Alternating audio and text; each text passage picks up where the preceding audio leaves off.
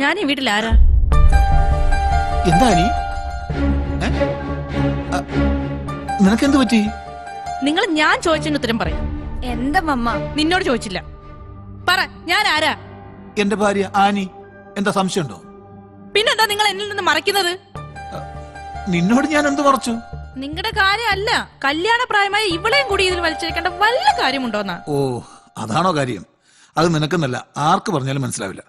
അതായിരുന്നു സാഹചര്യം. ഒക്കെ സമാധാനമായിട്ട് ഞാൻ പറഞ്ഞുതരാം. എന്റെ സ്ഥാനത്ത് അമ്മയാണെങ്കിലും അപ്പ കയറി അഭിനയിച്ചേനെ. ഓ പിന്നെ, ഞാനങ്ങ് നടക്കല്ലേ അഭിനയിക്കാൻ കൊതിയായിട്ട്. എന്റെ ആനി ഒന്ന് അടങ്ങ്. ഒച്ച വെച്ച് വെറുതെ ആൾക്കാരെ അറിയിക്കില്ലേ? ഓ, ആരും അറിയാതിരിക്കല്ലേ? ആ ഷാജി വിളിച്ചു പറഞ്ഞപ്പോ എന്റെ തൊലി ഉരിഞ്ഞു പോയി. ഓ, അതാണോ കാര്യം? അവന്റെ ശല്യം കൊണ്ട് ഇപ്പഴേ ജീവിക്കാൻ വയ്യാതായി. അവന് കെട്ടേണ്ട ഗതികേട് കൂടി വന്നാ പിന്നെ ജീവിച്ചിരുന്നിട്ട് കാര്യമില്ല. അവനെന്താടി, സൗന്ദര്യല്ലേ, കാശില്ലേ, പിന്നെന്താടി ഒരു കുറവ്? കുറവൊന്നുമില്ല, എല്ലാം കൂടുതലാ. പ്രായത്തിലും ഗുണ്ടായസത്തിലും എല്ലാം.